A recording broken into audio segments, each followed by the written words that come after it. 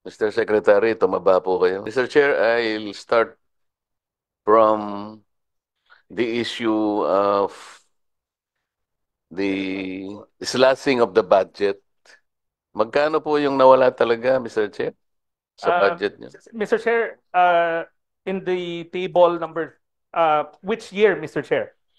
Uh, 2023, 2024. yes. 2023, 13 billion. 2024, 6.5 billion.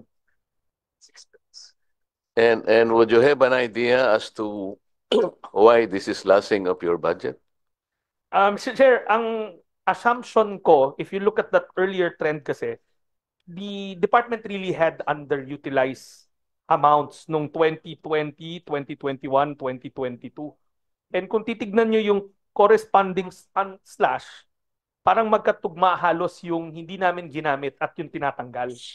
I can only assume. Maybe your assumption, Mr. Secretary, is correct because it jibed with the numbers. Comes close. But even if that is correct, and considering that your budget tries to address particularly the PPP beneficiary, the poor piece beneficiaries, did you bother to inquire as to why these slash were made in the first place? We wrote a reiteration na wag slash and justified why it should not be so for both houses. And what answer did you get? We did not get any. Unfortunately, we did not get any, but we weren't expecting rin kasi it was more of asking. And also, did you ask who was responsible in slashing your budget? Mr. Chair, we wrote that letter prior to the release of the GAA kasi we were lobbying in both houses na wag mabawasan. Because the last time we checked, I think the House of Representatives has nothing to do with this. And after the BICAM, some miracles were performed. Mr. Chair, that is what it seems from this earlier part of this briefing.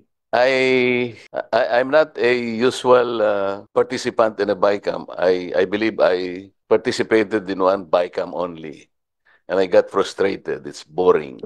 Pag nandun ka, hindi mo alam kung ano nangyayari, Mr. Secretary. Andiyan ang contingent ng Senate, andiyan ang contingent ng House, but there are only two people talking together, isolated from the rest of us.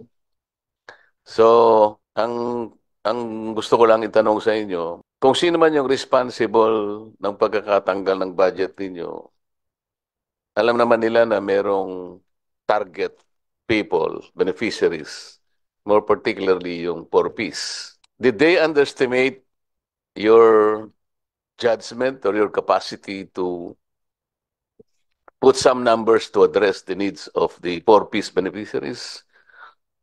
Mr. Chair, I think I can only assume again that at the time of the hearing, even in both hearings, mababa talaga yung utilization namin. Nasa 30%, 17%, because we were cleaning the list. But we kept on repeating, and the minutes will bear me out in all the budget hearings, that I kept on assuring our policymakers na ma-reach namin yung full disbursement because talagang we had a dedicated team doing the listing, the clearing. So we were very confident. I believe you, Mr. Secretary. As a matter of fact, when you were appointed as Secretary of DSWD, I thought that that was the best decision the President ever made. Thank you. Ngayon, ang tanong, ikaw na yung nandun eh. Okay, palagay mong wala na tayong sisisihin kung ano man yung mga nakaraan, di ba? Merong, siguro, hindi naman sinasadya yun, talagang gano'n. Nagka-problema yung iba. So, nagkaroon ng underutilization. But will you utilize that particular issue only para tanggalin mo yung budget, especially now na merong itinalagang secretary who is serious enough to do his job and to address the problems as he see fit? Mr. Chair, I have to give credit where credit is due, and not because Congressman Tulfo is here. He started the cleaning of the list. Yes, I know that also. During his time, there was an honest to goodness effort to clean the list. And they should have, we were hoping that the policymakers saw that effort. Sineryoso talaga yung paglilinis ng listahan. And considering that there was already a serious effort going to this direction, like for example, Secretary, now Congressman Tulfo did his best also until you succeeded him. Bakit naman dahil lang sa perceived low utilization ng budget ay inislash yung ganito kalaking pera? Kaya ako tinatanong, are they questioning the integrity of the numbers? Kasi buhay itong mga ito eh. Palagay na natin talaga merong underutilization. But are they supposed to correct a mistake by another mistake, Mr. Secretary? Well, sana hindi ho. Because like we said, we gave the assurance and during budget season, babalik ho ulit ako dito eh. At matatanong ako ulit na bakit yung pinangako mo hindi pa rin nangyari. Kaya nga pinanindigan talaga namin na ituloy yung paglilinis at seryosohin yung paglilinis. We were probably hoping that they gave us the chance to show full utilization. Total, at the end of the day, babalik kami sa Kongreso to ask for money. At makikita nyo ulit kung noong 2023, hindi namin na-utilize. Then, walang credibility yung hiningi namin na leeway. 400 or 800,000 households, equivalent to something million 4-piece beneficiaries. Yung 4-piece PPP Pantawid Pamilyang Pilipino program, talagang tawid lang eh. With this, talagang itatawid mo lang eh. You are not even sure how far you were able to tawid him. Baka nandun pa rin siya ng EDSA, di pa siya nakakalayo eh. Pagkatapos, biglang tinanggal itong 8 or 9 billion pesos. What is the quality of the tawid system now? Are you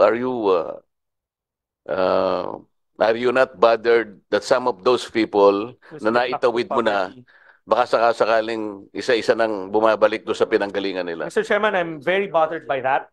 We are very, very bothered by that. And that's why for the record, and I guess it's subject to another hearing, and that's why we will welcome the Near Poor program, the ACA program, kasi that's really meant as a crutch for the near poor.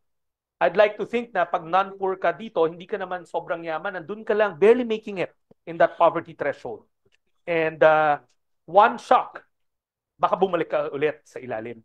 So, that's a separate topic altogether, but bothered, definitely very bothered. Yun nga, Mr. Chair, Mr. Secretary, ganun kabuway yung foundation ng program na to eh. Konting galaw mo lang to, baka bumagsak siya uli. So, dapat sana kung sino man yung responsible sa gumawa nito, inisip niyang mabuti ito eh. These are 4 million Filipinos who are supposed to be underprivileged na kung kinakailangan suportahan talaga. Ngayon, maring sinasadya niya, maring hindi. Mr. Chair, paano ba natin malalaman kung sino yung responsible dito? Anyway, that query was directed a while ago to Sec Rex Gatchalian, but of course he cannot answer it because he's not part of the BICAM. But of course, Congressman Abalos manifested based on press report that it was the good Senator Amy Marcos that proposed to slash the budget for 8 billion.